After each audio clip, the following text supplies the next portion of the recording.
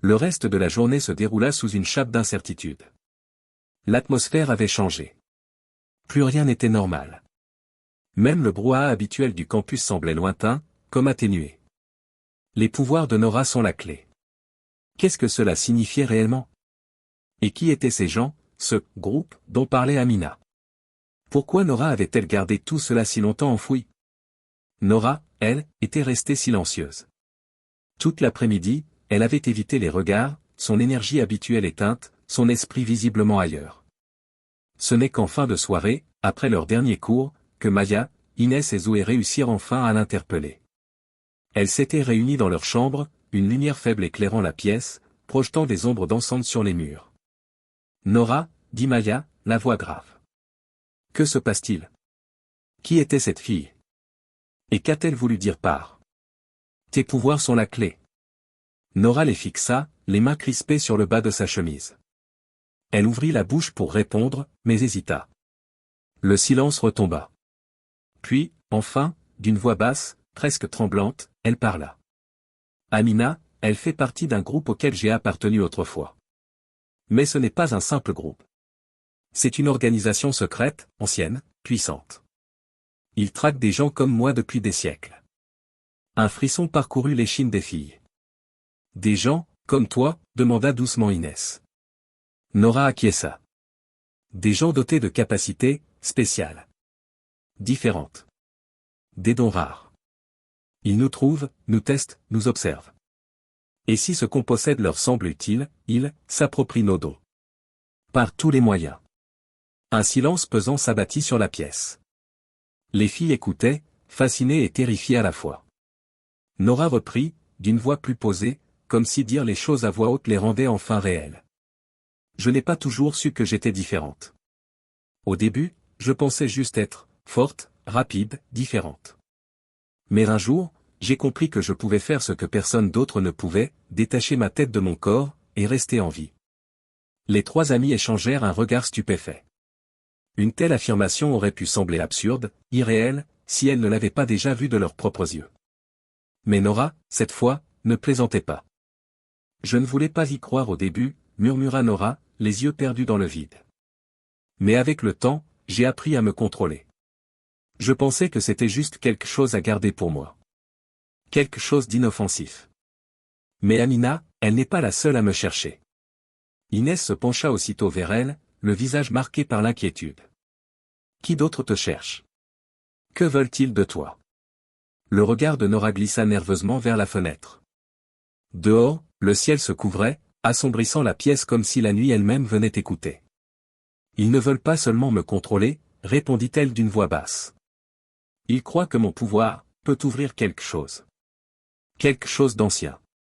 Mon détachement, la façon dont ma tête peut se séparer de mon corps, leur permettrait d'accéder à d'autres royaumes, d'autres dimensions. » Un frisson parcourut l'échine de Maya. « D'autres royaumes? Tu veux dire, tu peux voyager entre les mondes? » Nora hocha la tête, lentement, le visage grave. « Oui. C'est difficile à expliquer. La première fois que c'est arrivé, je ne comprenais rien. J'étais ailleurs. C'était beau, mais aussi terrifiant, comme une version du monde, sans le temps, sans la logique. Et là-bas, j'ai compris que je n'étais pas normal. » Un silence dense suivit. Les autres n'osaient pas parler. Puis Zoé, qui n'avait pas encore dit un mot depuis le début de la confession, brisa le silence. « Mais pourquoi tu ne nous as rien dit, Nora? On était amis. Tu aurais pu nous faire confiance. » Nora déglutit, une larme solitaire traçant sa joue. « Parce que je voulais vous protéger. Je pensais qu'en gardant tout ça pour moi, je pouvais vous tenir loin du danger. Mais, je sais maintenant que c'était une illusion. Il se rapproche. Et je ne peux plus fuir. » Le silence s'installa, lourd, pesant. Pour la première fois, les filles mesuraient pleinement l'ampleur de ce qu'elles affrontaient. Ce n'était plus une histoire de coiffure étrange ou de talents bizarres. Il s'agissait de portails, de mondes cachés, de forces obscures. Et elles en faisaient désormais partie. « Je ne sais pas quoi faire », murmura Nora, la voix cassée. Maya, sans hésiter, tendit la main et saisit celle de son amie. « Tu n'es pas seule », dit-elle avec douceur mais détermination. « On est ensemble. Inès et Zoé acquiescèrent d'un même mouvement. Leur pacte silencieux était devenu clair, elles étaient liées maintenant. Pour le meilleur comme pour le pire. Les jours suivants furent marqués par une étrange tension. Le secret de Nora pesait sur elles, mais au fond, il les unissait aussi. Chacune d'elles sentait que leur vie avait changé, irrémédiablement. Nora ne souriait plus comme avant. Son pas était plus rapide, son regard plus méfiant. La nuit, elle restait souvent assise près de la fenêtre, guettant l'obscurité. Elle semblait attendre quelque chose. Et ce quelque chose finit par venir. Un soir, alors qu'elles étaient toutes réunies dans la chambre commune, la voix de Zoé fut interrompue par un coup sec à la porte. Toutes se figèrent. Il était tard. Bien trop tard pour une visite ordinaire. Le couloir du foyer était d'un silence absolu, comme si le bâtiment lui-même retenait son souffle. Nora se raidit instantanément. Son souffle s'arrêta net. « Ne bougez pas », murmura-t-elle. Les filles se regardèrent, la panique commençant à monter dans leur gorge. Un second coup, plus fort, plus insistant, résonna dans le silence comme une menace. Les filles échangèrent des regards nerveux, sentant le malaise s'installer soudainement dans la pièce. Qui pouvait bien frapper à cette heure-ci? J'y vais, dit Maya d'une voix plus ferme qu'elle ne le ressentait réellement, malgré le nœud dans son estomac. Elle ouvrit lentement la porte, et son cœur manqua un battement. Amina. La mystérieuse jeune femme qui connaissait les pouvoirs de Nora, celle qui l'avait prévenue. Elle se tenait là, dans l'ombre du couloir. Puis-je entrer, demanda Amina, d'une voix calme mais chargée d'une autorité glaciale. Son regard se posa brièvement sur Nora, qui s'était figée au milieu de la pièce.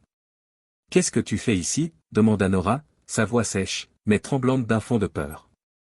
Amina entra sans attendre de réponse et referma la porte derrière elle dans un clic presque sinistre. « Je ne voulais pas en arriver là, dit-elle doucement. Mais c'est trop tard maintenant. Ils savent que tu es ici. Et ils viennent te chercher. » Nora pâlit aussitôt, échangeant un regard affolé avec ses amis. « Qui sont-ils » Amina s'assit au bord du lit, le visage fermé. « Ceux dont je t'avais parlé. Ceux qui traquent les gens comme toi. Ils sont plus proches que tu ne le crois. Ils te surveillent depuis des semaines. Ils savent ce que tu es, ce que tu peux faire. » Le silence se fit pesant.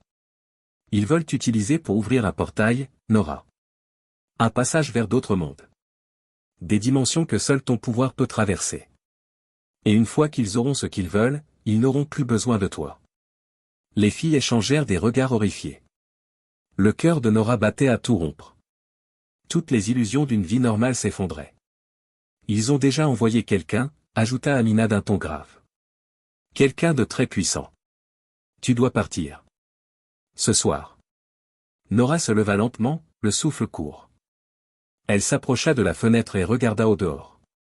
Le monde semblait calme, endormi, mais elle sentait une menace invisible, oppressante. Un feu s'alluma dans ses yeux. Elle avait fui trop longtemps. « J'en ai assez de fuir, » dit-elle d'une voix résolue. « Ils ne m'auront pas. » Elle se retourna vers ses amis. Zoé, Inès, Maya.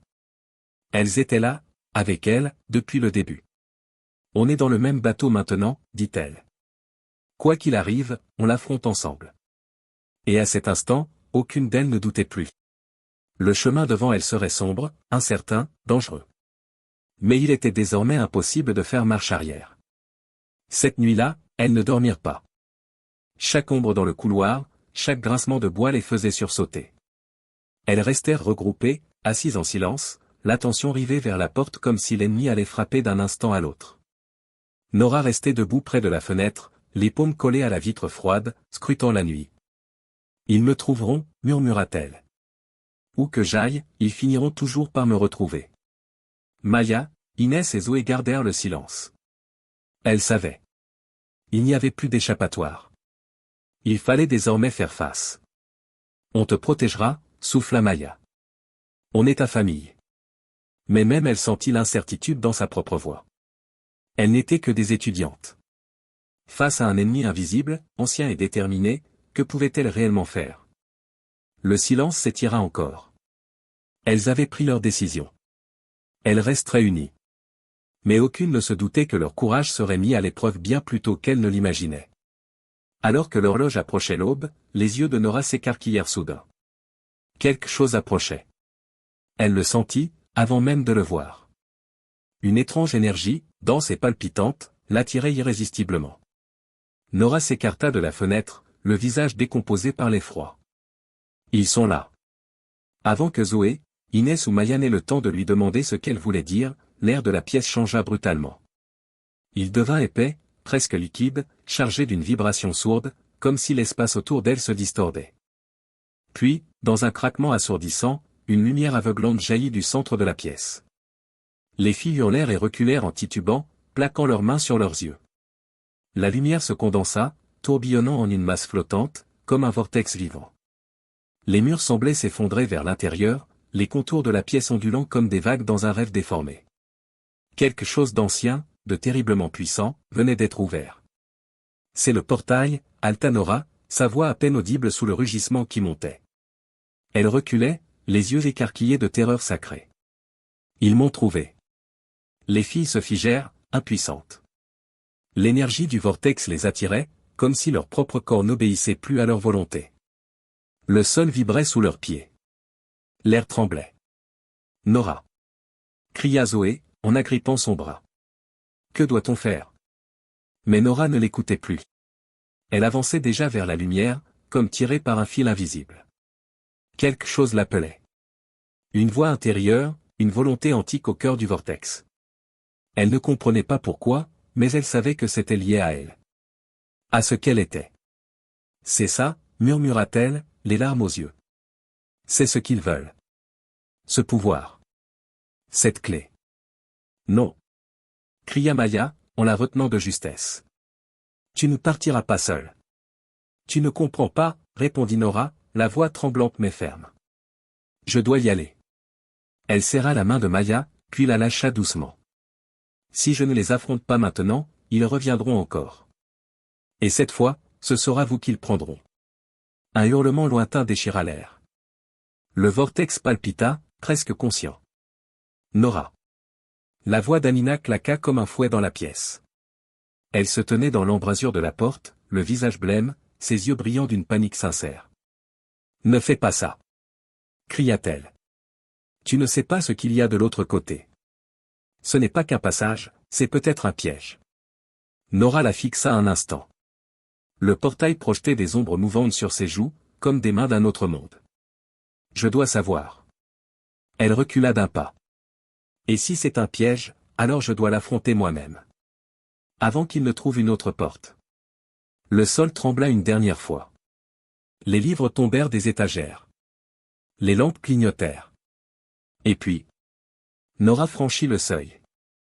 Son corps se dissout dans la lumière tourbillonnante.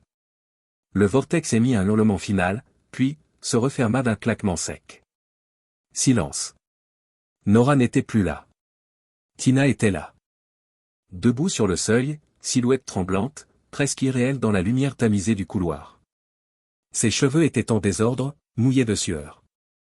Ses vêtements autrefois soignés étaient maintenant déchirés, tachés de poussière noire et d'étranges lueurs qui semblaient ne pas venir de ce monde.